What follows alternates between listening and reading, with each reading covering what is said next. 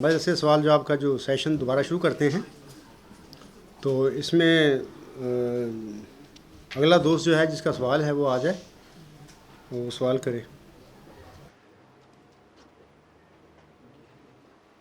سوال ہے کہ کیا مسلم موعود کی پیشگوئی کسی رسول یا نبی کی ہے جو اس پر ایمان لا کر بیعت کرنا ضروری ہے؟ شکریہ، آپ کا سوال مل گیا ہے مجھے، میں اس کا آپ کو جواب دیتا ہوں اس کا۔ سامعین کرام، موعود ذکی غلام یا مسلم موعود جو ہے ایک مامور من اللہ ہے۔ اللہ تعالیٰ نے الہاماً حضرت مرزا صاحب کو اس کی خبر دی اور اس کا وعدہ دیا، اور حضرت مرزا صاحب علیہ السلام نے اس موعود ذکی غلام کو مسلم موعود کا نام دیا۔ مسلم موعود وہ ہوتا ہے کہ ایسا اصلاح کرنے والا جس کا اللہ نے وعدہ دیا ہے۔ یہ جو اصلاحیں ہوتی ہیں نا، اصلاح کرتے ہیں، یہ بندے خود نہیں کیا کرتے، اصلاح اللہ تعالیٰ کی مرسل کیا کرتے ہیں، جن کو اللہ تعالیٰ مبعوث فرماتا ہے، اللہ تعالیٰ بھیجتا ہے، تو پھر وہ اللہ تعالیٰ کی دی ہوئی ہدایت کے مطابق دنیا میں جو خرابیاں بدعتیں پیدا ہو چکی ہوتی ہیں قوموں میں یا جماعتوں میں، ان کی وہ اصلاح کرتے ہیں، ٹھیک کرتے ہیں۔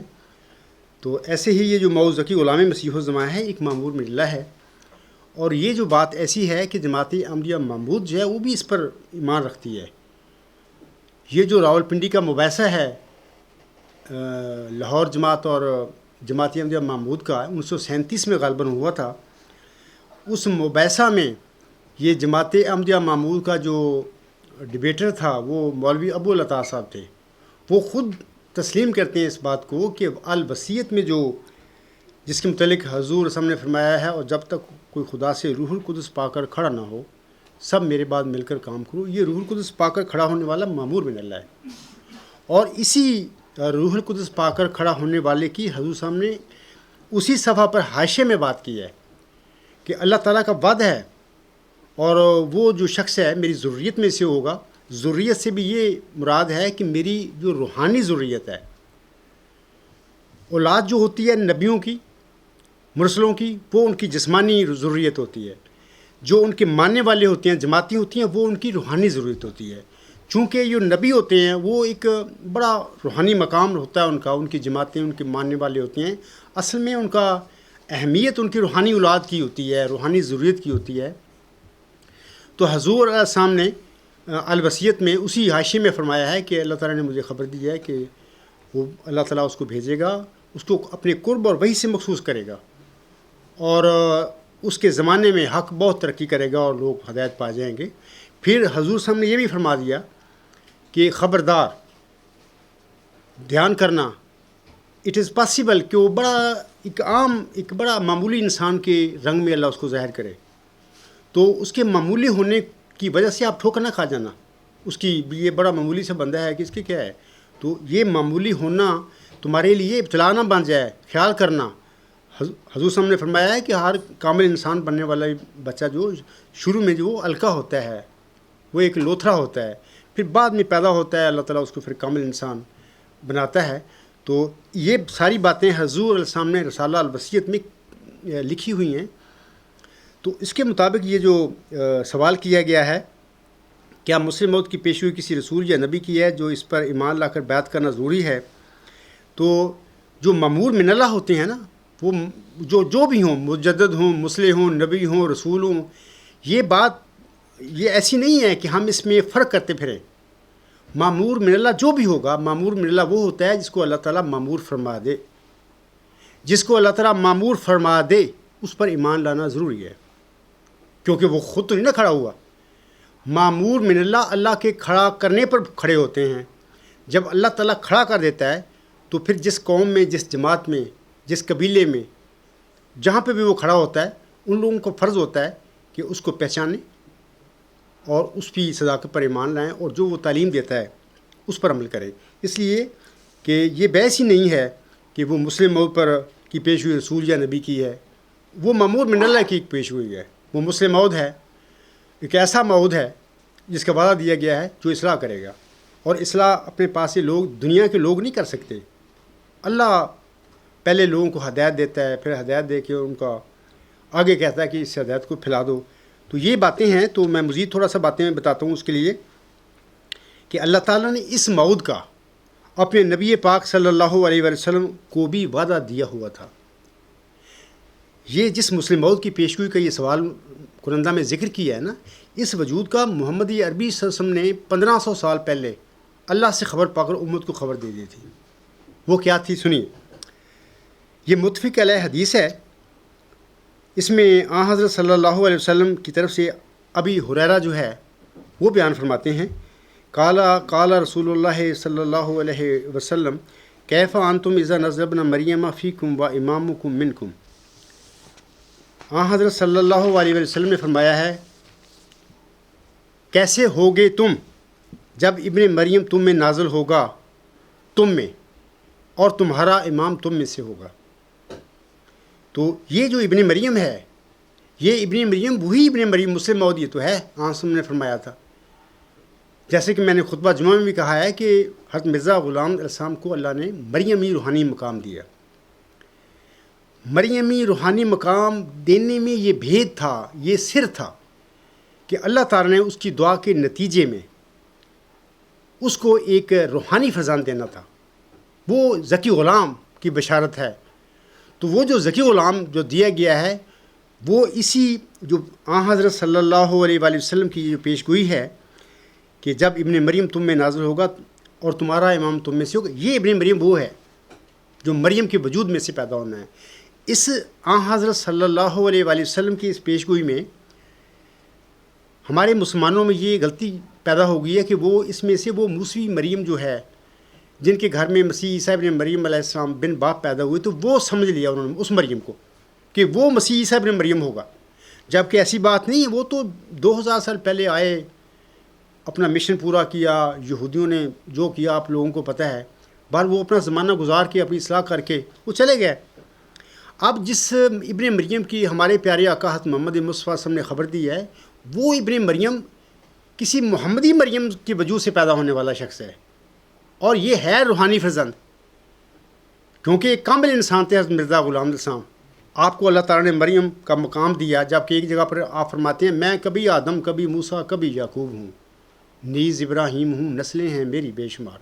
جب ایک انسان کو اللہ نے آدم بنا دیا، یعقوب بنا دیا، ابراہیم بنا دیا، موسیٰ بنا دیا، یہ تو بڑے بڑے نبی تھے. ان کے مقابلے میں مریم جو ہے موسوی سلسلے کی، جو جس کے گھر میں بن باپ پیدا ہوا تھا مسیح عیسیٰ ابن مریم، وہ مقام بہرحال کم ہے. اب سوال یہ ہے کہ جس انسان کو ذیلی طور پر اللہ تعالیٰ محمد اور احمد بھی بنا دے، تو اس کو وہ مریم بنانے کا کیا راز ہے؟ اس کو کیوں بنایا گیا؟ اس کا راز یہ ہے کہ اللہ تعالیٰ نے اس مریم روحانی مقام جو تھا اس میں سے ابن مریم کو پیدا کرنا تھا. یہ وہی ابن مریم ہے جس کی آن حضرت صلی اللہ علیہ وسلم نے امت کو خبر دی ہوئی ہے.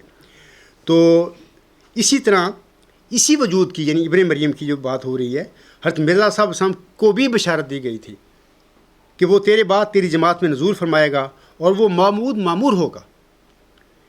ایک غیر معود معمور کو بھی سامعین کرام ماننا ضروری ہے. یہ بات بھی ایک اہم ہے سننا.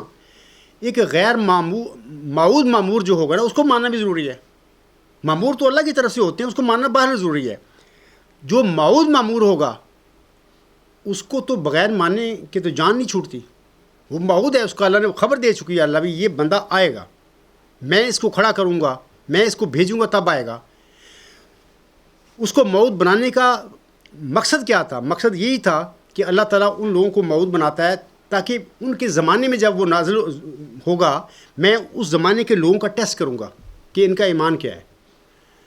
آن حضرت صلی اللہ علیہ وسلم خود معود تھے، نبی. توریت کو پڑھو، وہاں پہ حضرت موسیٰ السلام کو ان کی خبر دی گئی ہے، حضرت عیسیٰ السلام کو آن حضرت کی خبر دی گئی ہے انجیل میں. آپ ایک معود نبی تھے. ایسے ہی حضرت مرزا غلام السلام، امام مہدی، حضرت مسیح موعود السلام، دونوں یہ معود مقام ہیں آپ کے.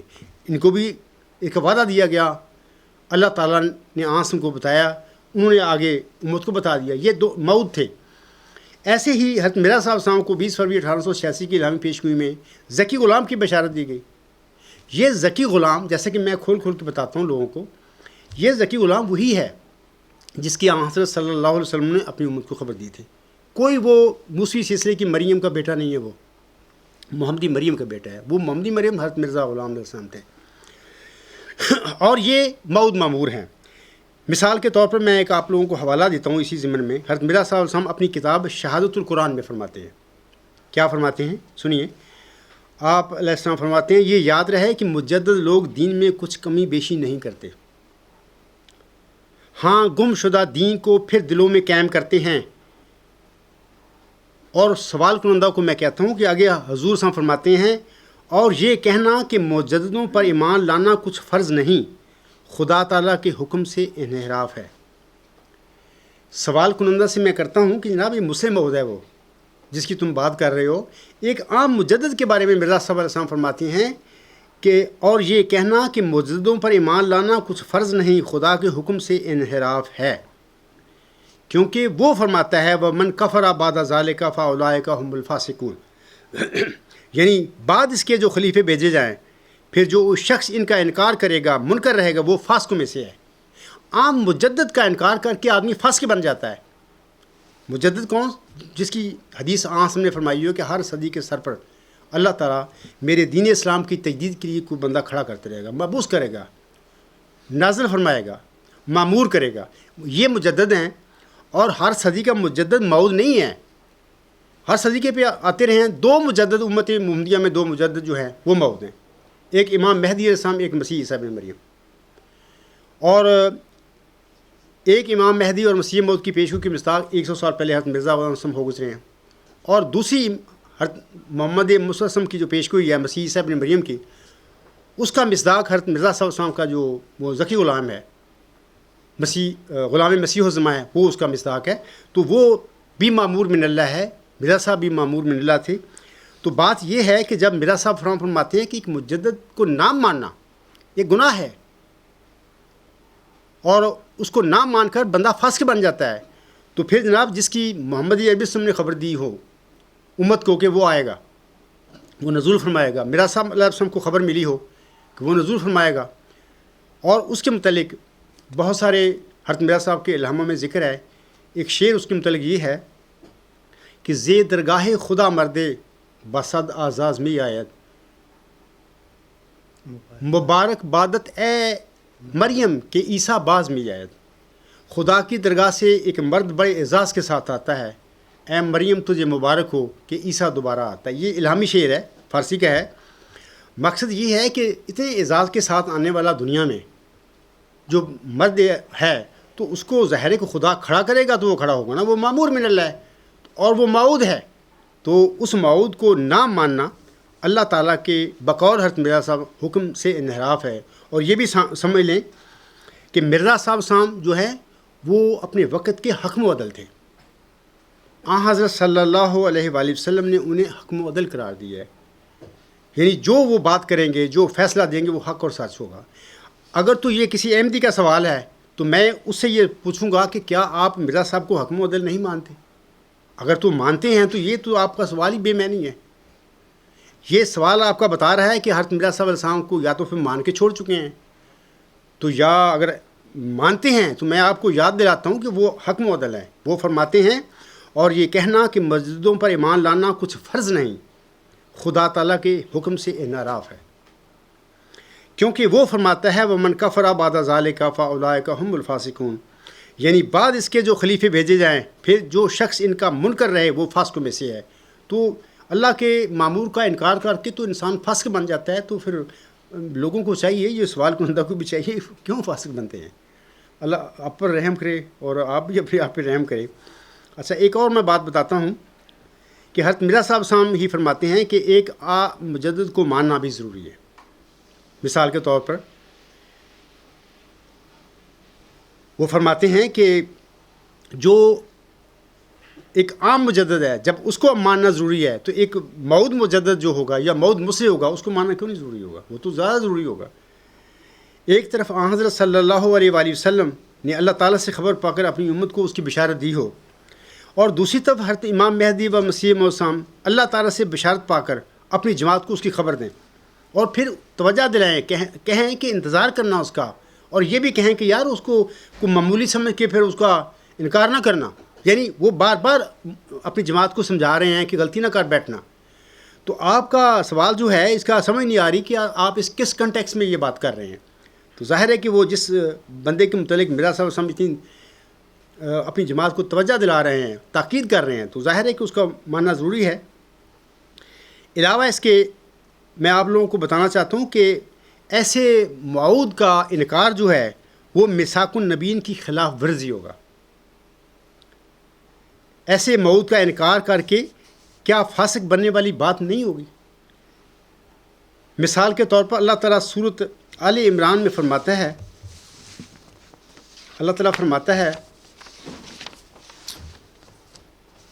وَإِذْ أَخَذَ اللَّهُ مِيثَاقَ النَّبِيِّينَ لَمَا آتَيْتُكُم مِّن كِتَابٍ وَحِكْمَةٍ ثُمَّ جَاءَكُمْ رَسُولٌ مُّصَدِّقٌ لِّمَا مَعَكُمْ لَا تُؤْمِنُنَّ بِهِ وَلَا تَنصُرُنَّهُ قَالَ أَأَقْرَرْتُمْ وَأَخَذْتُمْ عَلَىٰ ذَٰلِكُمْ إِصْرِي قَالُوا أَقْرَرْنَا قَالَ فَاشْهَدُوا وَأَنَا مَعَكُم مِّنَ الشَّاهِدِينَ فمن طولّہ بعد ذالک فاولئک هم الفاسقون.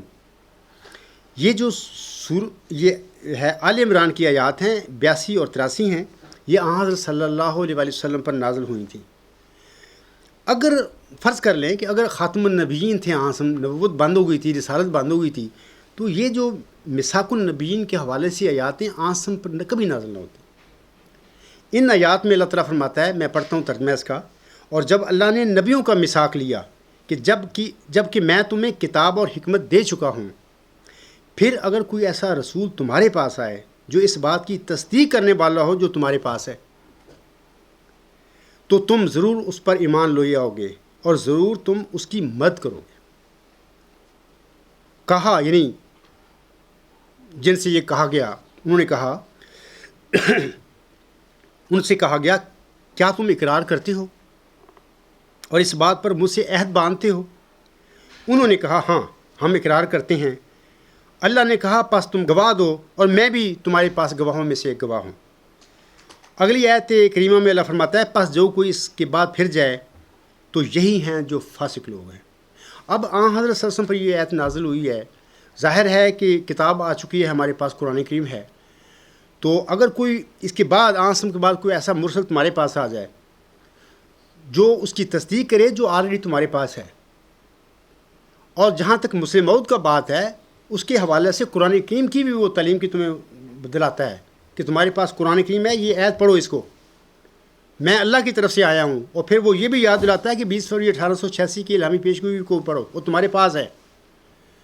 اس میں اللہ تعالیٰ ایک ذکی غلام کی محمدی مریم کو خبر دیتا ہے، اس کو دیکھو اور میری جو میں کہہ رہا ہوں، میرے خطبات سنو، میری مضامین پڑھو، میری کتابیں پڑھو، تو آپ کو پتہ چل جائے کہ وہ جو تمہارے پاس ہے میں اس کی تصدیق کرتا ہوں. تو اللہ تعالیٰ نے اپنے بندوں سے یہ وعدہ لیا ہوا ہے کہ کوئی ایسا رسول اگر تمہارے پاس آ جائے وہ جو تمہارے پاس ہے اس کی تصدیق کرتا ہو، تو تم اس کو ماننا بھی، اس کی مدد بھی کرنا. پھر اللہ نے فرمایا کیا تم وعدہ کرتے ہو کہ ایسا کرو گے؟ انہوں نے کہا کہ ہاں جی بالکل کریں گے. تو جب یہ واقعہ ہو جائے، کوئی رسول آ جائے، تو اس کا پھر انکار کرنے والا اللہ فرماتا ہے وہ تو پھر فاسق ہوگا. تو بات یہ ہے کہ جہاں تک مسلم موعود کا سوال ہے، وہ تو آلریڈی آسم نے بھی اس کی خبر دی ہوئی ہے، حضرت میرا صاحب صاحب نے بھی خبر دے دی، اور وہ مامور من اللہ ہے. ظاہر ہے کہ جب وہ آئے گا اللہ تعالیٰ اس کو مبعوث فرمائے گا، تو جس جماعت میں، قوم میں، جن لوگوں میں آئے گا اس پر فرض ہے کہ اگر وہ ان نشانیوں کے مطابق آیا ہے جو آپ کے پاس موجود ہیں. آج میرے خطبہ جمعہ میں نے بہت ساری باتیں کی ہیں اس حوالے سے، تو پھر ظاہر ہے کہ وہ سچ ہے، اللہ تعالیٰ نے اس کو نشانیاں دی ہیں، وہ آ گیا ہے آنے والا، تو پھر اس کو ماننا ہی بہتر ہے، آپ کے لیے فائدہ ہے، فلاح ہے، بھلائی ہے. اس کے انکار میں یہ آپ پھر وہ اللہ کا ناراضگی، یا جیسے اللہ نے فرمایا کہ پھر تم فاسق ہو جاؤ گے، یہ بات بننے والی ہے. علاوہ اس کے میں ایک اور حوالہ دیتا ہوں شہادت القرآن کا ہی، حضرت مرزا صاحب صاحب کی کتاب ہے. اس میں حضرت مرزا صاحب صاحب لکھتے ہیں، اور اگر یہ کہا جائے کہ موسوی سلسلہ میں تو حمایت دین کے لیے نبی آتے رہے اور حضرت مسیح بھی نبی تھے، تو اس کا جواب یہ ہے کہ مرسل ہونے میں نبی اور محدث ایک ہی منصب رکھتے ہیں. اور جیسا کہ خدا تعالیٰ نے نبیوں کا نام مرسل رکھا، ایسا ہی محدثین کا نام بھی مرسل رکھا. یعنی کوئی نبی ہے، کوئی مجدد ہے، محدث ہے، یہ سارے مرسل ہیں، یہ رسولوں میں شامل ہیں، ان میں کوئی فرق نہیں کیا جا سکتا.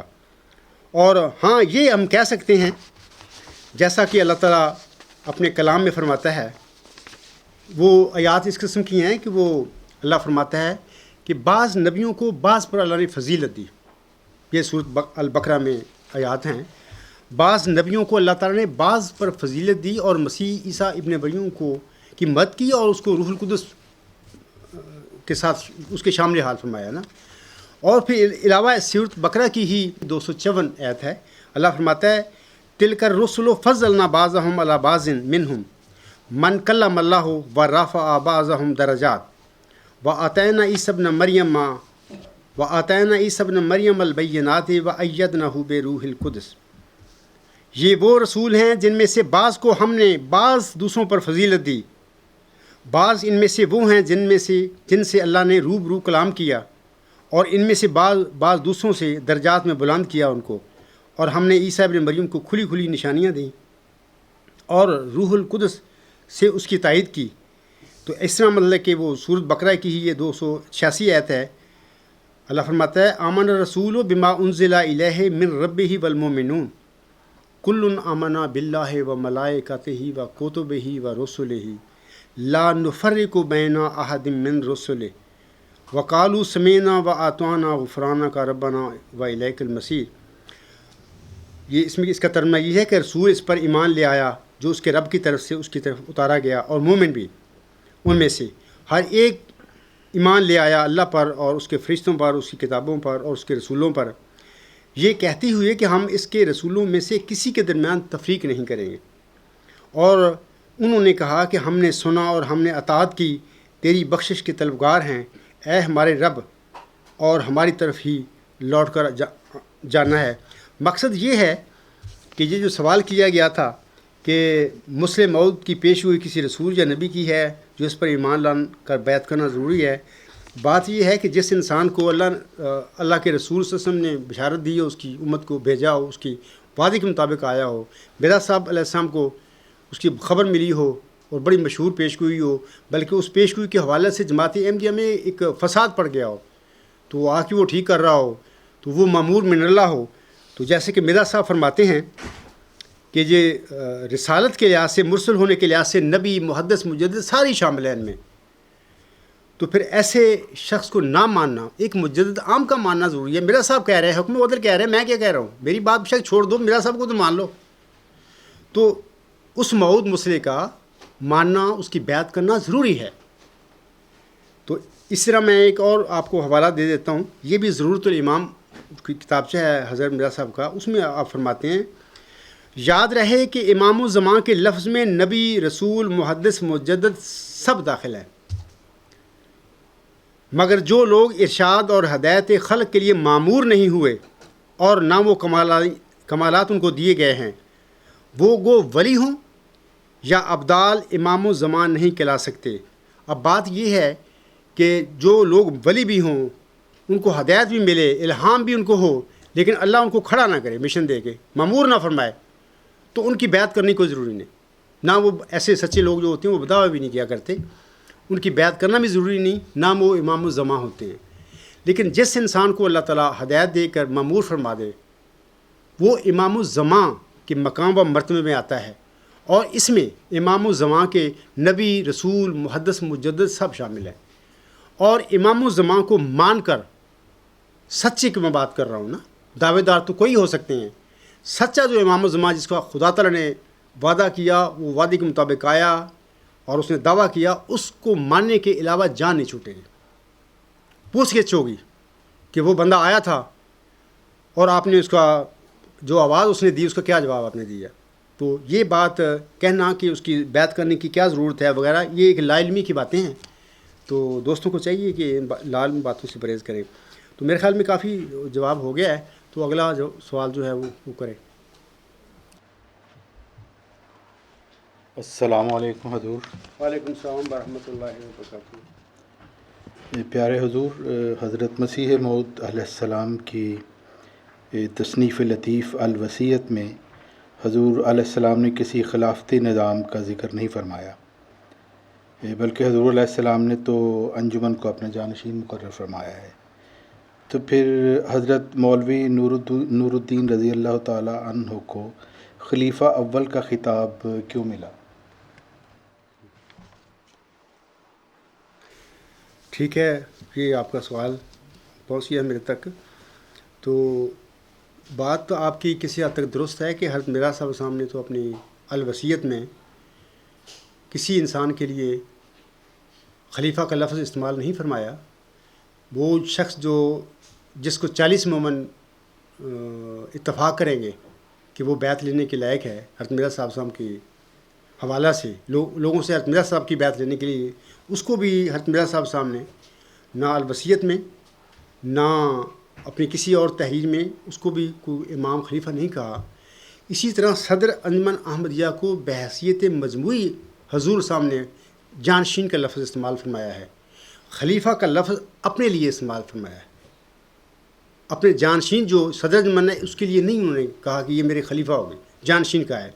میں مثال کے طور پر آپ کو پڑھ دیتا ہوں حوالہ الوصیت کا۔ حضور صاحب فرماتے ہیں، چونکہ انجمن خدا کے مقرر کردہ خلیفہ کی جانشین ہے، یعنی خدا کے خلیفہ کون تھے؟ حضرت مرزا صاحب علیہ السلام خود تھے۔ آپ فرماتے ہیں چونکہ انجمن خدا کے مقرر کردہ خلیفہ کی جانشین ہے، اس لیے انجمن کو دنیا داری کے رنگوں سے بکلی پاک رہنا ہوگا اور اس کے تمام معاملات نہایت صاف اور انصاف پر مبنی ہونی چاہیے۔ الوصیت روحانی خزائن جلد 20 صفحہ 325۔ تو حضرت مرزا صاحب صاحب کی یہ جو فرمودہ ہے، اس سے تو پتہ لگتا ہے کہ خود حضرت مرزا صاحب علیہ السلام نے اپنے متعلق خلیفہ کا لفظ استعمال کیا بھی خدا کا مقرر کردہ خلیفہ، لیکن اپنے انجمن جو ہے بحیثیت مجھے ان کو بھی انہوں نے جانشین کہا، لیکن خلیفہ کا لفظ نہیں استعمال کیا۔ تو بعد میں حضور علیہ السلام نے اپنی زندگی میں مولوی نور الدین صاحب رضی اللہ تعالیٰ عنہ کا اس انجمن کا صدر بنا دیا۔ تو اس کا مقصد یہی تھا کہ حضور علیہ السلام کے وفات کے بعد مولوی نور الدین رضی اللہ تعالیٰ عنہ کی سربراہی میں جماعت کام کرے، قیادت میں کام کرے۔ باقی یہ سوال جو ہے آپ کا کہ خلیفۃ المسیح اول کس نے کہنا شروع کر دیا، یہ ایک تحقیق طلب بات ہے، اس کا ریسرچ ہونی چاہیے کہ یہ لفظ کس نے استعمال کیا۔ اس وقت کے جو صحابہ تھے یا جماعت تھی، ہم تو بعد میں پیدا ہونے والے لوگ ہیں، ہمیں تو پتہ نہیں، ہم تو سنتے چلے آ رہے ہیں۔ خلیفۃ المسیح جو اول ہے، خود انہوں نے اپنے متعلق یہ لفظ سب سے پہلے استعمال کیا کہ میں خلیفۃ المسیح ہوں، یا کسی اور صحابیوں نے اس زمانے میں یا جو بھی ہے انہوں نے کیا۔ یہ ایک تحقیق طلب بات ہے۔ بہرحال میں آپ لوگوں سے یہ کہوں گا کہ جو میں جواباً کہہ رہا ہوں کہ حضرت مرزا صاحب علیہ السلام نے الوصیت میں اپنے آپ کو ہی خلیفہ اللہ کا قرار دیا ہے، اور یہ فرمایا ہے کہ اللہ تعالیٰ کے مقرر کردہ خلیفہ کی جو انجمن ہے وہ اس کی جانشین ہوگی۔ تو بعد میں جب حضرت مولوی نور الدین رضی اللہ تعالیٰ عنہ جماعت کے قائد تسلیم کر لیا گیا، بنا لیا گیا، چن لیا گیا، تو انہوں نے ایک خطبہ عید الفطر تھا غالباً، اس میں اس الوصیت کے بارے میں کچھ فرمایا، لیکن میں بعد میں آپ کو بتاتا ہوں۔ یہ 15 اکتوبر 1909 کا غالباً یہ تھا خطبہ عید الفطر تھا مولوی نور الدین رضی اللہ تعالیٰ عنہ کا۔ لیکن اس سے پہلے میں آپ لوگوں کو بتا دوں کہ انجمن کو حضرت مرزا صاحب صاحب نے اپنا جانشین قرار دیا، اور پھر جانشین قرار دینے کے بعد اس انجمن کے کچھ اتھارٹی جو تھی آپ نے مقرر کی، ظاہر ہے کہ آپ کی بنائی ہوئی انجمن تھی یہ، آپ نے اس کو کچھ اتھارٹی دی، تو اس کے متعلق میں آپ لوگوں کو بتاتا ہوں کہ وہ کیا تھی۔ اس حوالے سے حضرت مرزا صاحب صاحب فرماتے ہیں، میری رائے تو یہی ہے کہ جس امر پر انجمن کا فیصلہ ہو جائے کہ ایسا ہونا چاہیے اور کثرت رائے اس میں ہو جائے، تو وہی رائے صحیح سمجھنا چاہیے اور وہی قطعی ہونا چاہیے۔ لیکن اس قدر میں زیادہ لکھنا پسند کرتا ہوں کہ بعض دینی امور میں جو ہماری خاص اغراض سے تعلق رکھتے ہیں مجھ کو محض اطلاع دی جائے، اور میں یقین رکھتا ہوں کہ یہ انجمن خلاف منشا میری ہرگز نہیں کرے گی۔ لیکن صرف احتیاطاً لکھا جاتا ہے کہ شاید وہ ایسا امر ہو کہ خدا تعالیٰ کا اس میں کوئی خاص ارادہ ہو، اور یہ صورت صرف میری زندگی تک ہے، اور بعد میں ہر ایک امر میں صرف انجمن کا اتحاد ہی کافی ہوگا۔ انجمن کا اتحاد سے مراد ہے کہ اس کی کثرت جو رائے ہوگی وہ بھی ان کا انجمن کا اتحاد ہوگا، وہ ٹھیک ہوگا۔ تو یہ تو اس کے اپنا حضرت مرزا صاحب نے وہ جو انجمن بنائی تھی اس کو جانشین قرار دیا تھا، اس جانشین کی پاورز کیا تھیں اس کے متعلق حضرت مرزا صاحب فرماتے ہیں، یہ میں حضور صاحب کا یہ پڑھا ہے بیان۔ باقی اس کے متعلق یہ جو آپ کا سوال تھا، اس میں آپ نے فرمایا کہ خلیفہ کس نے کہا، تو یہ تو میرے کے لیے بھی نئی چیز ہے، میں بھی اس کے بارے میں سوچتا ہوں کہ تحقیق کرنی جانی چاہیے۔ میرے نقطہ نظر سے میں سمجھتا ہوں کہ اگر یہ لفظ امیر المومنین کا استعمال کیا جاتا اس زمانے میں تو یہ زیادہ مناسب تھا، کیونکہ خلیفہ کا لفظ استعمال کر کے پہلی بات تو یہ جب خلیفہ کا لفظ مرزا صاحب علیہ السلام نے ہی نہیں استعمال کیا تو ان لوگوں کو چاہیے تھا کہ ٹھیک ہے امیر المومنین ہو گیا، مومنوں کا امیر، ٹھیک ہے، تو یہ زیادہ احتیاط ہوتی اور مناسب بھی ہوتا، اور یہ جو بعد میں تفرقے پڑے ہیں جماعت میں تو اس سے بھی جماعت بچ جاتی۔ لیکن بہرحال یہ ایک تحقیق طلب بات ہے، کیونکہ جو میں بھی ایک اسٹوڈنٹ ہوں مذہب کا، اللہ تعالیٰ مجھے علم دیتا ہے، جو دیتا ہے میں آپ لوگوں کو بتا دیتا ہوں، بہرحال ان شاء اللہ تعالیٰ اس پہ بھی میں تحقیق کروں گا اپنی۔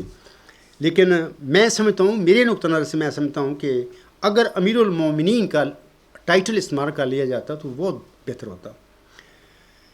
لیکن یہ جو مولوی نور الدین رضی اللہ تعالیٰ عنہ نے صدر انجمن احمدیہ کے متعلق جب ان کو چن لیا گیا امیر المومنین، یا کہہ لیں کہ پھر وہ خلیفۃ المسیح اول ان کے بارے میں خود انہوں نے کہا یا صحابیوں نے کہا، جو ہو گیا سارا، تو یہ الوصیت کے متعلق اپنی وہ عید الفطر کا جو خطبہ تھا اس میں فرماتے ہیں۔ آپ فرماتی ہیں، سنیے، حضرت صاحب کی تصنیف میں معرفت کا ایک نقطہ ہے، وہ میں تمہیں کھول کر سناتا ہوں۔ جس کو خلیفہ بنانا تھا اس کا معاملہ تو خدا کے سپرد کر دیا، اور ادھر 14 اشخاص کو فرمایا کہ تم بحیثیت مطبوع خلیفۃ المسیح ہو، تمہارا فیصلہ قطعی فیصلہ ہے اور گورنمنٹ کے نزدیک بھی وہی قطعی ہوگا۔ پھر ان 14 کے 14 کو باندھ کر ایک شخص کے ہاتھ پر بیعت کرا دی کہ اسے اپنا خلیفہ مانو، اور اس طرح تمہیں اکٹھا کر دیا۔ پھر نہ صرف 14 کا بلکہ قوم کا میری خلافت پر اجماع ہو گیا۔ اب جو اجماع کا خلاف کرنے والا ہے وہ خدا کا مخالف ہے، چنانچہ فرمایا وَيَتَّبِعْ غَيْرَ سَبِيلِ الْمُؤْمِنِينَ نُوَلِّهُ مَا تَوَلَّىٰ وَنُصْلِهِ جَهَنَّمَ وَسَاءَتْ مَصِيرًا۔ میں نے الوصیت کو خوب پڑھا ہے، باقی 14 کو خلیفۃ المسیح قرار دیا ہے اور ان کی کثرت رائے کے فیصلہ کو قطعی فرمایا ہے۔ اب دیکھو انہی متقیوں نے جن کو حضرت صاحب نے اپنی خلافت کے لیے منتخب فرمایا، اپنی تقویٰ کی رائے سے، اپنی اجماعی رائے سے ایک شخص کو اپنا خلیفہ و امیر مقرر کیا، اور پھر نہ صرف خود بلکہ ہزار لوگوں کو اس کشتی پر چڑھایا جس پر خود سوار ہوئے۔ تو کیا خدا تعالیٰ ساری قوم کا بیڑا غرق کر دے گا؟ ہرگز نہیں۔ بس تم کان کھول کر سنو، اگر اب اس معاہدہ کے خلاف کرو گے تو فَأَعْقَابَهُمْ نِفَاقًا فِي قُلُوبِهِمْ کے مصداق بنو گے۔ میں نے تمہیں یہ کیوں سنایا ہے؟ اس لیے کہ تم میں بعض نافہم ہیں جو بار بار کمزوریاں دکھاتے ہیں، میں نہیں سمجھتا کہ وہ مجھ سے بڑھ کر جانتے ہیں۔ تو یہ 15 اکتوبر 1919 کا جو خطبہ عید الفطر میں آپ رضی اللہ تعالیٰ عنہ نے یہ بیان فرمایا تھا۔ اب خلیفۃ المسیح اول جو ہیں وہ بھی فرما رہے ہیں کہ 14 کو اللہ نے خلیفہ بنایا، 14 جو سارے مجلس معتمدین وہ سارے 14 ہی خلیفے تھے، یعنی اس بیان میں تو یہ پتہ لگ رہا ہے۔ لیکن مسئلہ یہ ہے کہ مرزا صاحب نے تو خلیفہ کا لفظ استعمال نہیں کیا صدر انجمن احمدیہ کے لیے بھی، بلکہ جانشین کہا ہے اس کو۔ خلیفہ کا لفظ اپنے لیے استعمال کیا ہے کہ خدا کے مقرر کردہ خلیفہ کی انجمن جانشین ہے۔ تو اب لوگوں نے کہنا شروع کر دیا مولوی نور الدین رضی اللہ تعالیٰ عنہ کو خلیفہ صاحب، یا انہوں نے یہ 15 اکتوبر کا خطبہ ہے، انہوں نے پہل کی کہ میں خلیفۃ المسیح ہوں۔ یہ ایک تحقیق طلب بات ہے، تو بہرحال آپ بھی تحقیق کریں، میں بھی انشاءاللہ کروں گا، ہو سکتا ہے ہمیں پتہ چل جائے۔ لیکن پھر میں کہوں گا کہ یہ جو جانشین تھی انجمن، ان کے صدر بنا دیے گئے مولوی نور الدین رضی اللہ تعالیٰ عنہ، تو زیادہ بہتر تھا اگر وہ جو انجمن کا صدر ہے اپنے لیے خلیفہ کی بجائے امیر المومنین کو کا لفظ ٹائٹل استعمال کرتا ہے۔ اس میں بڑی احتیاط تھا، کیونکہ بعد میں یہ جو سارے مسئلے پیدا ہو گئے ہیں، ہر بندہ خلیفہ بن کے بیٹھ گیا ہے، اور وہ کہتے ہیں کہ جی ہمیں چن لیا ہے تو ہم مرنے کے بعد تم آزاد ہو، پھر جان نہیں چھوٹتی تمہاری۔ اچھا، پھر اس کو کہتے ہیں کہ وہ اس کو معزول نہیں کر سکتا، حالانکہ ایسی کوئی بات نہیں۔ خلیفۃ الرسول جو اول ہے حضرت ابوبکر صدیق رضی اللہ تعالیٰ عنہ، وہ کہتے ہیں اپنی اسٹیٹمنٹ جو انہوں نے دیا تھا اپنی انتخاب کے بعد کہ دیکھو تم لوگوں نے مجھے چنا، مجھ پر یہ ایک اعتماد کیا، ایک وزن ڈال دیا، لیکن میں تمہیں کہتا ہوں کہ میں تم سے کوئی زیادہ افضل نہیں ہوں، میں بھی تم جیسا انسان ہوں۔ تو بہرحال جب تک میں اللہ اور اس کے رسول کی پیروی کروں، اس کی طرف آپ کو لے کے چلوں تو میری اطاعت کرو، لیکن جب میں اللہ اور اس کے رسول کی تعلیم سے آگے پیچھے ہٹنے لگوں تو ان پر میری اطاعت واجب نہیں۔ اس کا مطلب کیا ہے؟ اس کا مطلب یہ ہے کہ تم کسی اور کو بنا لو پھر، کیونکہ تم پر اطاعت ہی میری واجب نہیں ہے۔ تو یہ جو خلافت آگے 1914 میں پھر بنی، تو پھر خلیفہ پھر خدا بناتا ہے۔ عجیب بات ہے کہ خلیفہ خدا بناتا ہے۔ محمد صلی خلیفہ اللہ کے بنائے ہوئے تھے، مرزا صاحب بنائے ہوئے تھے، موسیٰ عیسیٰ نوح کو اللہ نے بنایا تھا۔ میں تمہارے سامنے ہوں، اللہ نے بنایا ہے مجھے، کسی انسان نے نہیں بنایا، کسی انجمن نے نہیں بنایا، کسی جماعت نے نہیں بنایا۔ اللہ کے خلیفہ بنانے کا یہ طریقہ ہوتا ہے۔ تو مسجدوں میں بیٹھ کے انتخاب سے تو اللہ نہیں بنایا کرتا۔ تو یہ جو لوگ ہیں یہ اپنا انتخاب جو ہے ان کا مسجد کا، اور وہ بھی فیک، وہ مجلس شورا نہیں ہوتی جو ان کو کر دیا، وہ ان کی اپنی الیکٹرک کالج ہے ایک اپنا، وہ جو اپنے ملازم ہیں ان کے صدر انجمن احمدیہ امیر، وہ سارے لوگ ایسے ہوتے ہیں جو ڈپینڈنٹ ہیں ان کے مرات لیتے ہیں، وہ ان کے نوکر ہیں، تو وہ ان کو خلیفہ چنتے ہیں، اور ان کو جانے والا خلیفہ اپنی موت سے پہلے انڈیکیٹ کر جاتا ہے کہ تم نے کیا کرنا ہے میرے بعد، کس کو بنانا ہے۔ میں نے اپنے خطبات میں یہ چیزیں کھول کر بتائی ہوئی ہیں کہ 1998 کے خطبہ جمعہ میں جب مرزا منصور کی وفات ہوئی ہے، مرزا طاہر نے اپنے بعد اپنے جانشین کو بتا دیا کہ کون ہے، اور یہ میں نہیں کہہ رہا بلکہ میرے کسی دوست نے کی لکھا تھا، اس نے جب خطبہ سنا میرے پاس وہ آیا، 98 کی بات ہے، میرے خیال میں 99 ہو گیا ہوگا جب جب اس کو میرے پاس آیا، تو مجھے کہتا ہے کہ جو صاحب آپ کو پتہ لگا ہے کہ مرزا طاہر نے اپنا جانشین بنا دیا ہے؟ میں نے کہا وہ کیسے؟ کہتا ہے وہ خطبہ سنو جو مرزا منصور صاحب کی وفات پر انہوں نے دیا۔ وہ ایک عام آدمی ہے، کوئی بہت بڑا عالم نہیں ہے، لیکن زندہ ذہن ہے، اس کا ایک بیدار مغز بندہ ہے، سوچنے والا آدمی ہے۔ اس نے جب وہ خطبہ سنا تو مجھے بھی بتایا کہ وہ بنا دیا۔ پھر میں نے جب موقع ملا، کیونکہ میرے گھر میں اس وقت ڈش نہیں تھی، وہ اس کا جو ڈائریکشن نہیں آتی تھی، تو بعد میں پھر وہ مجھے کسی نے دیا خطبہ، میں نے سنا تو واقعی پھر وہ اس نے تو کیا ہوا ہے، یہ تو بالکل ڈائریکٹ انہوں نے اپنا نامزد کر دیا ہے۔ بات یہ ہے کہ اللہ کے بنائے ہوئے خلیفے تو مارے کھاتے ہیں۔ میرے ساتھ کیا ہو رہا ہے یار؟ اللہ کے خلیفوں کی بنانے کی شان یہ ہوتی ہے تو مارے کھاتے ہیں۔ محمد صاحب کے ساتھ کیا ہوا، مرزا صاحب کے ساتھ کیا ہوا؟ تو یہ آرام سے مسجد میں بس خلیفہ بن گیا، بلکہ خدا نے بنا دیا ہے، نکل کے کہتے ہیں۔ تو اللہ تعالیٰ ان کو رحم پڑے، یہ لوگوں کو اس طرح نہ گمراہ کریں، سچی بات بتائیں، اور سچی بات اگر بتائیں گے تو سچی بات یہ ہے کہ یہ لوگوں کو بنایا بھی خلیفہ نہیں، یہ اپنے ملازمین کا بنایا ہوا یہ بندہ ہے، بلکہ جانے والا کہہ گیا تھا یہ اس کو میری جگہ پہ بٹھا دینا۔ تو یہ تو عوام کا، پوری جماعت کا بھی منتخب شدہ نہیں ہے، تو خدا کا ہونا تو بڑی دور کی بات ہے۔ یہ سب جھوٹ ہے، عام لا علم احمدیوں کو یہ دروغ گوئی کر کے گمراہ کیا جاتا ہے، اور لوگوں کو چاہیے کہ ٹھیک ہے عقیدت ہونی چاہیے مرزا صاحب کے ساتھ، میری بھی ہے، لیکن اتنا نہیں ہونا چاہیے کہ دماغ ہی بند کر لو، اپنی عقل چھوڑ دو۔ تو عقل جب انسان چھوڑ دیتا تھا پھر ان کا یہ حال ہوتا ہے جیسا آپ لوگوں کا ہے۔ تو میں تو بار بار آپ کو کھٹکھٹا رہا ہوں آپ کے دروازوں کو کہ یار سوچو، غور کرو۔ تو اللہ تعالیٰ کی تو یہ ہدایات ہیں، اور یہ جو لوگ اس کے بالکل الٹ چل رہے ہیں۔ تو بہرحال میں سمجھتا ہوں کہ یہ آپ کا جواب ہو گیا ہے، باقی انشاءاللہ تحقیق میں بھی کروں گا، آپ بھی کریں، تو پھر دیکھیں گے کہ کہاں سے یہ لفظ شروع ہوا۔ مرزا صاحب علیہ السلام کا تو میں نے نہیں پڑھا۔ آگے کوئی سوال ہے تو پھر وہ آئے۔ حضور السلام علیکم ورحمۃ اللہ وبرکاتہ۔ حضور جی ایک سوال ہے جو اس وقت ای میل فورم پہ گردش کر رہا ہے، قطع وطائن کے بارے میں۔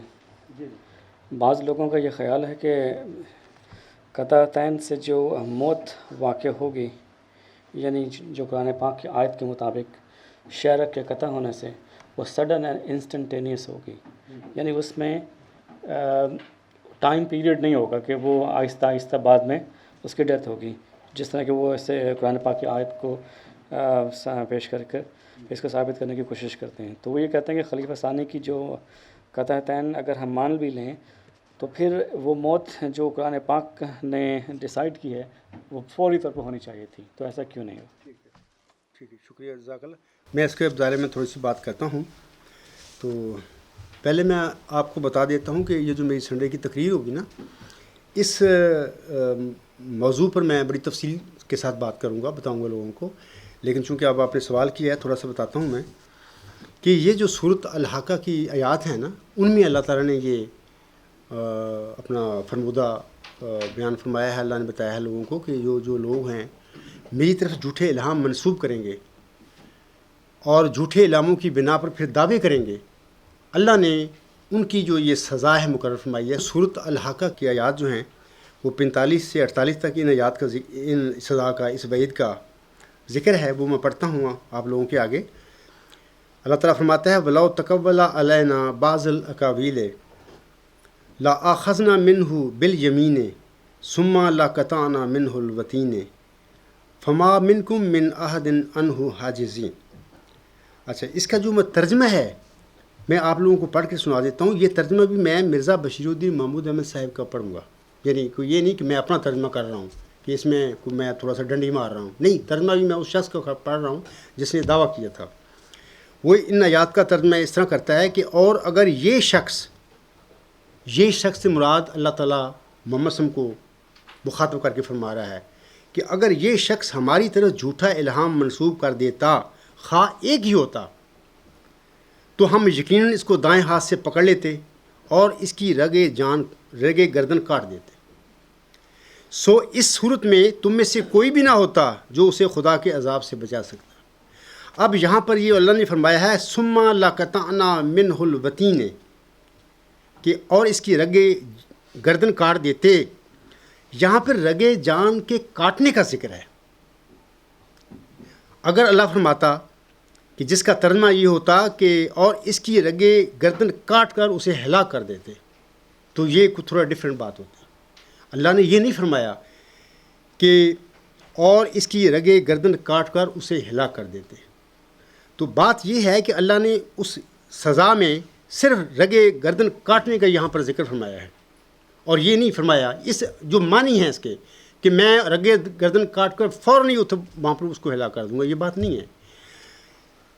باقی میں آپ لوگوں کو انشاءاللہ تعالیٰ جب میری سنڈے کی تقریر ہوگی نا، کیونکہ بہت ساری باتیں میں اور ہیں جو بتاؤں گا، اس کے جب باتیں حضرت مرزا صاحب علیہ السلام کی بتاؤں گا تو پھر ثابت ہو جائے گا کہ اللہ تعالیٰ نے ان آیات میں صرف رگے گردن کاٹنے کا ذکر فرمایا ہے۔ اور جہاں تک مرزا بشیر الدین محمود احمد صاحب کا تعلق ہے قطع وتین کے حوالے سے، تو اس کی قطع وتین تو ہو گئی، یہ تو ثابت ہے، چودھری ظفر اللہ خان صاحب کی کتاب میں ہے، ڈاکٹروں نے جو انسپیکشن کی ادھر جرمنی میں بھی اور سوئٹزرلینڈ میں بھی اور لندن میں بھی، تو وہاں پہ وہ تو لکھتی ہیں کہ وہ ڈاکٹروں نے سب نے کہا کہ وہ جو چاقو تھا اس کا ٹپ جو تھی وہ اندر جا کے وہ شہ رگ میں امبیڈڈ ان اٹ، یعنی وہ دھنس گئی۔ ظاہر ہے کہ شہ رگ میں جب کوئی چیز دھنس جائے تو وہ کاٹ کی دھنسے گی نا، کاٹنے کے بغیر تو وہ اندر جا ہی نہیں سکتی۔ اچھا، یہ خدا کا ایک کمال ہے، پھر اپنا ایک بڑا، میں سمجھتا ہوں ایک نشان ہے، مرزا بشیر الدین محمود کی موت یہ واقعہ ایک نشان ہے ان لوگوں کے لیے جن کے اندر ایمان اور صداقت اور تقوی ہے۔ لیکن جس انسان کے اندر ویسی عقیدت کا گند بیٹھا ہوا ہے، تعصب ہے، اس کو کچھ نہیں پیدا ہو سکتا۔ یہ نشان اس طرح ہے کہ اگر اللہ تعالیٰ موقع پر وہ نائف کی ٹپ نہ توڑتا، کیونکہ اللہ کے اختیار میں نا، یہ مارنے والے نے تو یہ نہیں کہا اس لیے کہا رہا میں ٹوٹ جائے تو میں نکالوں یہ بچ جائے، وہ تو مارنے کے لیے آیا تھا، جو بھی تھا اس نے تو مارا، اس وقت کاٹی شاید گردن، لیکن اللہ کی قدرت تھی کہ وہ ٹپ ٹوٹ کے اللہ نے وہاں پہ اندر ہی چھوڑ دی، چاقو نکل گیا۔ اچھا، اس طریقے سے شہ جو رہ گئی وہ کٹ گئی، گردن کی وہ شہ رگ بھی کٹ گئی، تو اس کا بلیڈنگ اللہ نے بند کر دی، وہ ٹپ جو ہے وہ باہر نہیں نکالی۔ تو اس کے بعد پھر وہ اسی وجہ سے، اسی زخم کی وجہ سے مفلوج ہو گئے، وہ سارا ساری زندگی انہوں نے 10-11 سال وہ بستر پہ پڑے رہے ہیں, کوئی کام نہیں کیا. میں کہنے کا میرا آپ لوگوں کو مطلب یہ ہے کہ فرض کر لیں کہ وہ اللہ تعالیٰ اس کو وہیں پہ مار دیتا, اپنی یہ جو الحقہ کی آیات ہے اس کے مطابق مر جاتا وہ وہاں پہ. اس کے بعد جب اگر ایسا واقعہ ہو جاتا, دعویٰ تو ڈیفینیٹلی وہ ساری بشارتیں الہامی جو مرزا صاحب نازل ہوں اس کے خلاف ہے ان کا دعویٰ. وہ نہیں تھے وہ, کیونکہ وہ تو پیدا ہی نہیں کیا اللہ نے اس کے گھر, مرزا صاحب کے گھر میں. تو اگر وہ وفات پا جاتے مرزا بشیر الدین محمود احمد اس چاقو کے لگنے سے موقع پر, تو سارے, میں سنڈے کو پڑھوں گا ان کے حوالے پڑھوں گا, جماعتی احمدیہ جو ہے محمود کی, اس کے مولوی کہتے ہیں کہ ہمارے معصوم امام کا ایسے ہو گیا, فلاں ہو گیا. تو جب اگر وہ وفات پائے تھے تو کہنے کا شہید اعظم ہونے جانا تھا اس میں, شہید اعظم اگر بن جاتے, اس کی تدفین ہو جاتی. اچھا, اس کے بعد پھر اللہ تعالیٰ اس بندے کو جس کا وعدہ مرزا صاحب علیہ السلام سے فرمایا, ذکی غلام میں تو آنا جماعت آدمی میں آنا تھا اس نے. جب وہ آدمی آ جاتا, جیسے کہ میں آج آیا کھڑا ہوں, تو میرے پاس کیا ثبوت ہوتا کہ وہ تو بندہ ہی جھوٹا تھا, اس کا دعویٰ فیک تھا, غلط تھا, اس نے جھوٹا اللہ تعالیٰ پر کیا تھا. میرے پاس کوئی ثبوت نہیں تھا. لوگ کہتے کہ وہ تو شہید کر دیا گیا, مرزا بشیر الدین محمود پر کسی ظالم نے چاقو مارا, اس کو شہید کر دیا. تم وہ کیسے کہتے ہو کہ اس کی گردن اشارہ کٹی تھی؟ مجھے آج تک تاریخ مذہب میں مرزا بشیر الدین محمود کے علاوہ کوئی ایسا شخص نہیں ملتا کہ جس کی گردن کٹی ہو اور ایک نشان کے طور پر اس کا ذکر ہو تاریخ مذہب میں. یہ واحد بندہ ہے جس کا ایک ذکر ملتا ہے جس کے ساتھ یہ واقعہ ہوا. تو بات یہ ہے کہ اگر وہ اللہ تعالیٰ وہ چاقو نکال لیتا, وہ ٹپ نہ ٹوٹتی, تو یقینی موت تھی ان کی. اللہ نے اس یقینی موت سے خود بتایا, وہ توڑ دی, شہ رگ بھی قطع ہو گئی. اس بندے کو زندہ رکھا, زندہ اس لیے رکھا کہ اللہ کو علم تھا کہ جب میرے اس بندے نے جو اس پیشگوئی کا مستحق ہے, جب اس نے آنا ہے تو اس کے لیے میں تھوڑا سا ثبوت اکٹھے کر لوں. پھر یہ صاحب بشیر الدین محمود 1955 میں یورپ آیا. جب اس کی بے چینی بڑھ گئی تو اس نے ہمبرگ, شوائس میں ایک کو جگہ ہے, لندن میں, اور ایک نیورنبرگ میں, 4 جگہوں پر انہوں نے اس زمانے کی جو ایکس رے اسپیشلسٹ تھے چیک اپ کروایا. جماعت کے جو تھے بڑے بڑے آدمی ساتھ تھے ان کے, یہ چاروں جگہ پر غالباً 3 کا تو ذکر ملتا ہے, نیورنبرگ کا ملتا نہیں, لیکن ذکر اس کو ملتا ہے, وہاں بھی انسپیکشن ہوئی تھی. ڈاکٹروں نے کہا کہ وہ چاقو ٹوٹ کر اس کی جو ٹپ ہے اس میں چلی گئی ہے, شہر میں داخل ہو گئی ہے. اب ہم اس کو اگر نکالیں گے تو دس مین از ان ڈینجر, یہ فوت ہو سکتا ہے. تو بہتر ہے, انہوں نے میڈیکل ایڈوائس کی کہ اس کو نہ نکالو, ایسے جیسے رہنے دو. مقصد میرا کہنے کا ہے کہ وہ ٹپ کی وجہ سے وہ زندہ تھا. اگر اللہ چاہتا تو نکال لیتا تو وہ فوری طور پہ فوت ہو جاتا. اگر فوری طور پہ فوت ہو جاتا تو آج مسلم موت جو اللہ نے بھیجا ہے اس کے پاس کیا ثبوت ہوتا آپ لوگوں کو دکھانے کے لیے کہ جناب وہ تو دعویٰ ہی جھوٹا تھا اس کا, اس کو تو الحقہ کی یہ وعید جیس کے اللہ نے اس کو پکڑا. اب چودھری ظفر اللہ کی کتاب پڑھو, احمدیت دا رینیسنس آف اسلام, انگلش میں نے حوالے دیے ہوئے ہیں کتابوں میں, مضامین میں, خطبات میں پڑھتا ہوں. وہاں پہ چودھری صاحب لکھتے ہیں کہ وہ ڈاکٹروں نے رائے دی کہ وہ جو ٹپ ہے وہ ٹوٹ گئی اور اس میں شہ رگ میں دھنس گئی. جب دھنس گئی تو قطع تو ہو گئی. یہاں پر قطع بطین کا ذکر ہے, یہاں پر اللہ نے یہ نہیں فرمایا کہ اس کی گرد جان کو کاٹ کر میں ہلا کر دوں گا, وہاں پہ نہیں فرمایا. یہاں پہ یہ فرمایا اللہ نے کہ اس کی گردن, رگے گردن کاٹ دیتے. تو یہ تو ثابت ہو گیا نا اس کی رگے جان کٹی. تو آگے پھر اللہ تعالیٰ کی اپنی حکمت ہے, اپنی مصلحت ہے, اس نے وہ بچا بھی لیا. اور پھر اس کے ٹیسٹ ہوئے, رپورٹیں آئیں, پھر کتابیں چھپیں, پھر آج ثبوت موجود ہیں. آج میں ان لوگوں کے آگے ثبوت پیش کر رہا ہوں کہ جناب اس کی شہ رگ قطع ہو گئی تھی. یہ اس آیات میں اسی کا ذکر ہے کہ اللہ تعالیٰ فرماتا ہے کہ جو ایسا کام کرے گا, جھوٹا دعویٰ کرے گا الہام کی بنیاد پہ, میں اس کو پکڑ لوں گا, اس کی رگے جان کاٹ دوں گا. اور یہاں پر یہ نہیں اللہ نے فرمایا کہ میں اسے موقع پر ہلا کر دوں گا, یہ بات نہیں ہے. رگے جان کاٹنے کے بعد ہے. تو وہ اس کی کٹی اور اللہ نے موقع پر نہیں مارا اس کو. نہ مارنے کی ایک مصلحت تھی, اللہ کو پتہ تھا کہ میں نے کچھ ثبوت بھی آگے لوگوں کے لیے کرنے ہیں. تو وہ ثبوت مل گئے وہ سارے. اگر وہ شہید لوگوں نے کہنا تو ہو گئے ہمارے خلیفہ صاحب, وہ پھر نہ ہتے ادھر, تو یہ ثبوت نہیں ملتے. تو میں کیسے لوگوں کو بتاتا. تو یہ ساری چیزیں اللہ کی حکیمانہ باتیں ہوتی ہیں. تو وہ آنے والا مسلم موت کو کس نے توجہ کرنی تھی کہ یہ وہ تو وہ مسلم موت تھے, وہ شہید ہو گئے, اللہ اللہ خیر صلی اللہ. تو اللہ نے یہ سارے دجل توڑ دیے. اللہ نے اپنے کام کیا اور اپنے وعدہ پورا کیا صورت الحقہ کا. اس کی گردن جو ہے شہرک اس کو کاٹی, کاٹنے کے باوجود اس کو زندہ رکھا. اللہ نے ان آیات میں نہیں کیا وعدہ کہ میں موقع پہ اس کو ہلاک کر دوں گا, لیکن یہ یاد رکھیں کہ اس واقعے کے بعد وہ ساری زندگی مفلوج رہے ہیں, اس نے کوئی کام نہیں کیا. تو میں مرزا صاحب کے حوالے کچھ پیش کروں گا سنڈے کو. مرزا صاحب فرماتے ہیں کہ جو مفتری اللہ ہوتا ہے, اللہ تعالیٰ نہ صرف اس کی رگے جان کاٹے گا بلکہ اس کو عذاب بھی دے گا. 23 سال کی وہ نہیں پائے گا عمر, اور اس کو عذاب بھی دے گا. اگر مرزا بشیر الدین محمود احمد اسی وقت 10 مارچ 1954 میں جب اس پر حملہ ہوا یہ فوت ہو جاتے, فوت تو حضرت عمر رضی اللہ تعالیٰ نے بھی ان پر حملہ ہوا, وہ شہید ہو گئے. اور صحابی بہت سارے اور بھی بہت ظالم لوگ اس کے حملہ کرتے ہیں, وہ شہید کر دیتے ہیں. وفات کی چاقو سے ہو, گولی سے ہو, تلوار سے ہو, دکھ تو ہوتا ہے سارے, لیکن مسئلہ یہ ہے کہ پھر اس میں جھوٹے مفتری اللہ اور عام شہید بننے والے میں کیا فرق ہوا. عام شہید جو ہوتے ہیں اللہ کی سزا پاتے ہیں, یا جو بھی ہوتا ہے ان پر حملہ وہ شہید بن جاتے ہیں, اللہ ان کو جزا دیتا ہے. لیکن جھوٹا دعویٰ کرنے والا, اللہ پر جھوٹ بولنے والا کو اللہ تعالیٰ ظاہر ہے کہ اس کو اللہ تعالیٰ سزا بھی دے. مرزا صاحب علیہ السلام 40 میں یہ باتیں کہتے ہیں. میں انشاءاللہ سنڈے کو ان کے حوالے پڑھوں گا. تو مرزا صاحب السلام کے یہ جو قطع وطین کے حوالے سے جو معیار ہے وہ میں پڑھوں گا. اور پھر مرزا صاحب نے فرمایا ہے کہ نہ صرف اس کو ہلاک کرے گا 23 سال کے کم عرصہ میں, بلکہ اس کو سزا بھی دے گا. ظاہر ہے اگر وہ یہ فوت ہو جاتے تو وہ عذاب کہاں انہیں ملتا, سزا کہاں گئی, وہ تو فوت ہو گئے جیسے ایک شہید فوت ہو جاتا ہے. تو یہ شخص اللہ نے زندہ رکھا اور ایک ثبوت بنایا آنے والے سچے مسلم موت کے لیے کہ یہ جی تیری پیشگوئی پر یہ وہ بندہ کر کے بیٹھا تھا, یہ میں نے اس سے کیا, یہ ثبوت ہے.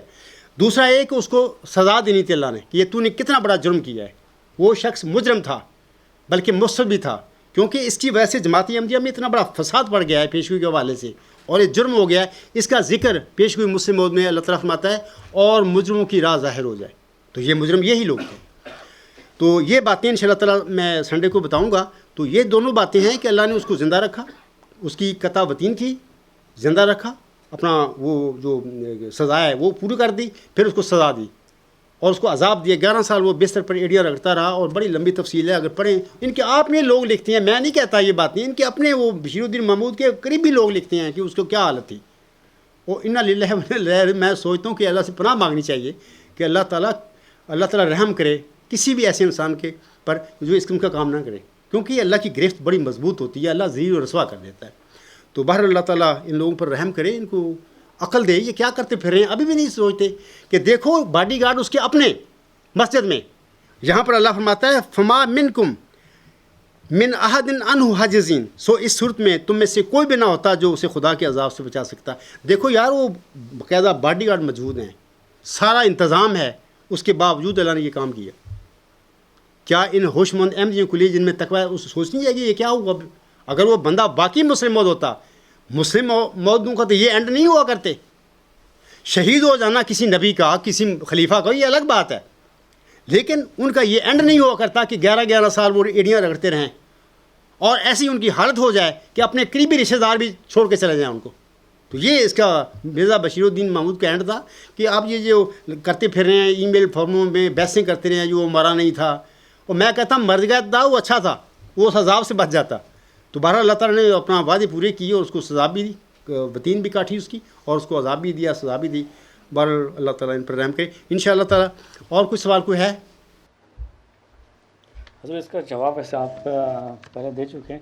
یہ ایرر آف ججمنٹ, اجتہادی جو غلطیاں حضور علیہ السلام سے جو ہوئی ہیں, جب حضور ان کو ہائی لائٹ کیا جاتا ہے تو یہ الزام لگایا جاتا ہے کہ آپ لوگ تو حضرت مسیح موعود علیہ السلام کی اصلاح کرنے پہ تلے ہوئے ہیں, یا ان کے کلام میں غلطیاں ان کے, تو یہ ایک بڑا الزام جو ہے وہ ان کی طرف سے لگایا جاتا ہے. جبکہ یہ ایک حقیقت ہے کہ حضرت مسیح موعود علیہ السلام نے پیشگوئی مسلم موعود کے سمجھنے میں شروع سے میں بھی غلطی, اجتہادی غلطی ہوئی تھی. جیسا کہ ابھی آپ نے فرمایا تھا کہ موعود ذکی غلام کے بارے میں پیشگوئیاں نازل ہوتی رہیں اور آپ اپنے بچوں پر چسپاں کرتے رہے, جبکہ وہ ان کے بارے میں نہیں تھیں. حضور اس چیز کو کیسے کلیریفائی کیا جائے اور کس طرح ان کے سامنے اس چیز کو بیان کیا جائے, کیونکہ مصیبت یہ ہے کہ جماعت احمدیہ کے جو خلفاء ہیں وہ غلطی نہیں کر سکتے, تو بانی جماعت احمدیہ ان کے نزدیک کیسے غلطی کر سکتے ہیں؟ تو پہلی بات تو یہ میں عرض کروں گا کہ اس کے بارے میں نے خطبات میں بھی اور ایک آرٹیکل بھی ہے, وہ اس کا نمبر نہیں مجھے یاد, کوئی اس میں نے لکھا ہے کہ کوئی احمد صاحب ہیں، ان کو یہی سوال تھا، بھی یہ کیا بات ہے کہ بار بار میرا صاحب غلطیاں کرتے رہے، ایک غلطی ہوگی، دو ہوگی، بار بار غلطیاں. تو میں نے بڑا تفصیلی جواب لکھا ہوا ہے. اس وقت میں وہ نمبر نہیں اس کا یاد، یا اس کا عنوان یاد ہے، باہر وہاں پہ آپ دیکھ سکتے ہیں. پہلی بات یہ یاد رکھیں کہ مرزا صاحب اسلام کو میں اللہ تعالیٰ کا عظیم امتی نبی مانتا ہوں. اس کے باوجود میں ان کو ایک بشر مانتا ہوں. وہ انسان تھے، وہ خدا نہیں تھے. علیم اور حکیم، ہر کمزوری سے پاک اللہ کی ذات ہے. کتنا بڑی کوئی نبی ہوگا، وہ باہر نبی ہوتے ہوئے بھی ایک انسان ہوگا. انسان کے ساتھ بشریت ہے، کمزوری ہے، صحب ہے، وہ غلطی کرتا ہے. تو یہ اتحادی غلطیاں اللہ تعالیٰ کے نبیوں سے بھی ہو جاتی ہیں. تو مرزا صاحب السلام کو بھی یہ جو ہے پیش گوئی، اس میں اللہ تعالیٰ فرماتا ہے سو تجھے بشارت ہو کہ ایک بجی اور پاک لڑکا تجھے دیا جائے گا، ایک ذکی غلام تجھے ملے گا. یہ الہام میں بریکٹ میں لڑکا نہیں تھا، یہ مرزا صاحب نے جو اشاعت کی لکھا ہے. الہام میں یہی بات تھی کہ سو تجھے بشارت ہو کہ ایک بجی اور پاک لڑکا تجھے دیا جائے گا، ایک ذکی غلام تجھے ملے گا. سٹاپ. وہ لڑکا تیرے ہی تخم سے، تیری ہی ذریت نسل ہوگا. اولین مرزا صاحب ان دونوں وجودوں کو، لڑکا اور غلام کو، ایک سمجھ بیٹھے. جب ایک سمجھ بیٹھے تو آگے اللہ فرماتا ہے وہ لڑکا تیری ہی تخم سے، تیری ہی ذریت نسل ہوگا. تو جو ایک سمجھ رہا ہے تو وہ اس نے پھر لکھ دیا کہ یہ ذکی غلام لڑکا. یہ ایک اتحادی غلطی تھی. دوسری بات میں آپ لوگوں کو بتاتا ہوں کہ مرزا صاحب علیہ السلام اس ذکی غلام کو اپنی اولاد میں ڈھونڈتے رہے.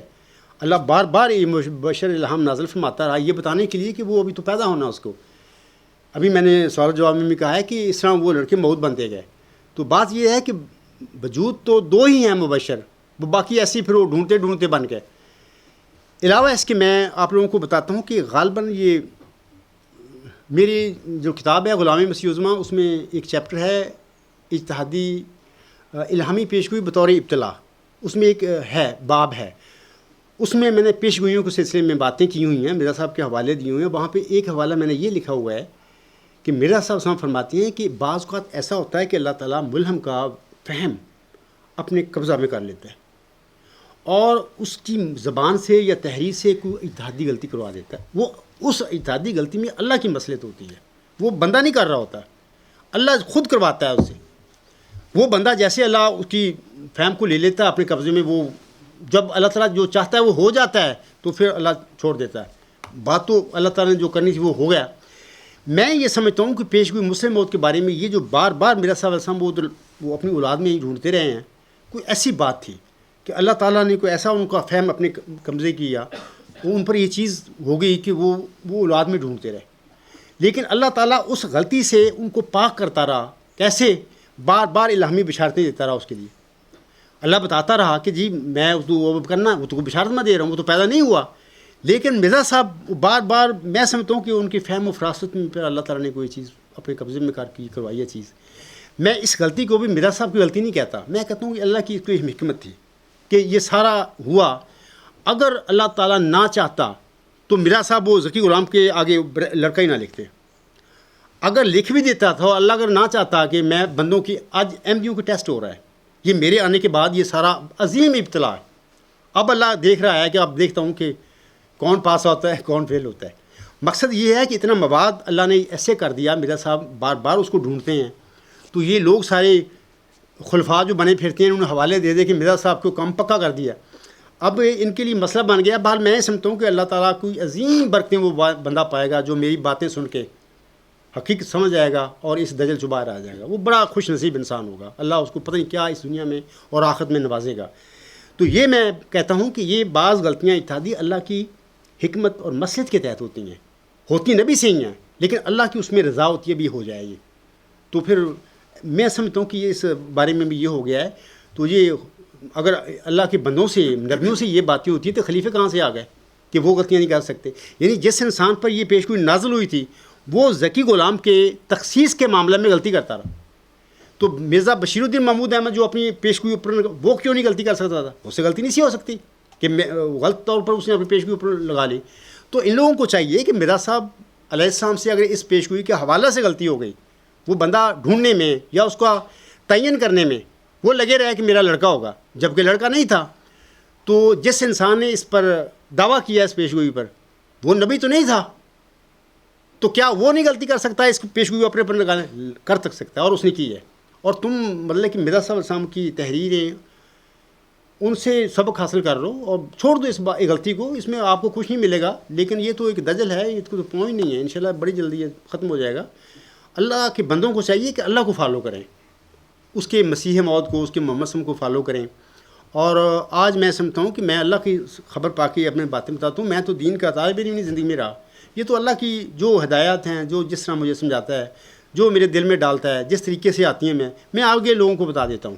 تو بہر اللہ تعالیٰ سمجھ دے ان لوگوں کو، اور یہ سمجھ جائیں کہ یہ جو کرتے ہیں خلیفہ غلطی نہیں کر سکتا. یہ سب بے بنیاد باتیں ہیں. غلطی کیوں نہیں کر سکتا؟ ان کے ساتھ ہے ہی نفس. یہ تو سارے نفسانی کام کرنے والے لوگ ہیں. اللہ تعالیٰ ان کو سمجھ دے. یہ میں ایک اور بات تھوڑی سی 1 منٹ بتا دیتا ہوں. یہ صورت الحج میں وہ آیت نمبر غالباً 60 ہے یا 53-54 ہے. وہاں پہ اللہ تعالیٰ فرماتا ہے کہ دنیا میں کوئی ایسا رسول میں نے نہیں بھیجا یا نبی نہیں بھیجا کہ جس نے جب کوئی تمنا کی تو شیطان نے اس کے نفس میں کوئی ڈال دیا. اللہ فرماتا ہے کہ بعد میں جو شیطان یا نفس ڈالتا ہے میں اس کو علیحدہ کر دیتا ہوں، اور جو حقیقت ہوتی ہے، سچ ہوتا ہے، اس کو نکھار دیتا ہوں. یہ ایسی کوئی آیت ہے، اس ٹائم میرے وہ ذہن میں نہیں ہے، لیکن وہ صورت الحج کی ہے. تو اس بات سے یہ ثابت ہوتا ہے کہ میرا صاحب علیہ السلام جس طرح یہ اتحادی غلطی اللہ کی رضا سے ہی ہوتی رہی، اللہ تعالیٰ ان کو اس غلطی سے اٹھاتا رہا. ہر الہام جو نازل ہوا ہے ذکی غلام کے متعلق، وہ بتا رہا ہے کہ اللہ تعالیٰ اپنے بندے کو اس غلطی سے اوپر کر رہا ہے کہ تم فارغ ہو. وہ بشارت دے کہ یہ سارا بوجھ اسی امت پر آ رہا ہے، اس کے ماننے والوں پر آ رہا ہے. بھی جب اللہ تعالیٰ نے اس نے اگر کہا بھی تھا یا اس نے ڈھونڈا بھی تھا، جب اللہ تعالیٰ اس کے لڑکوں کے انقطاع کے بعد بھی وہ 6 دفعہ وہ اس کی بشارتیں دیتا ہے، تو وہ لڑکا کہاں سے ہو گیا؟ تو اس طرح قیامت کے دن میدان محشر میں مرزا صاحب اسلام اپنی اس جماعتی احمدیہ محمود کو کہیں گے تم نے میرے الہاموں کو نہیں دیکھا؟ میرے الہاموں سے ثابت ہو رہا ہے وہ تو لڑکا میرے بیار میں پیدا ہی نہیں ہوا. کیا تم نے میرے شعروں کو فالو کرنا تھا جو درسمین کہتے ہیں، یہ میرے الہاموں کو کرنا تھا جن کو میں نے کہا تھا کہ اللہ کا کلام مجھ پر نازل ہوا ہے، اور میں اس پر اسی طرح ایمان لاتا ہوں جیسے قرآن کی بھی پر لاتا ہوں. تو وہ تو بری ذمہ ہیں اس اتحادی غلطی کے، لیکن یہ جو اس اتحادی غلطی کی بنا پر دعوے کرنے والے اور ان کو ماننے والے وہ مجرم ہیں. اللہ تعالیٰ ان کو بھی سمجھ اور عقل دے اور اس دجل سے، اس غلطی سے باہر آ جائیں. آمین ثم آمین. تو پھر ٹھیک ہے، ختم کرتے ہیں اس کو. پھر وضو کر لیں دوست سارے. پھر اچھا پہلے وہ بشیر صاحب فرما رہے ہیں کہ وہ اپنا کھانا ہوگا اس وقت، تو اس کے بعد پھر انشاءاللہ آرام سے کھانا کھائیں، اس کے بعد پھر نماز پڑھیں گے. تو اللہ تعالیٰ آپ کو جزائے خیر دے جنہوں نے اپنا وقت نکالا اور یہ سوال و جواب کا سیشن اٹینڈ کیا. اللہ تعالیٰ اپنا رحم فرمائے. آمین ثم آمین. خدا حافظ.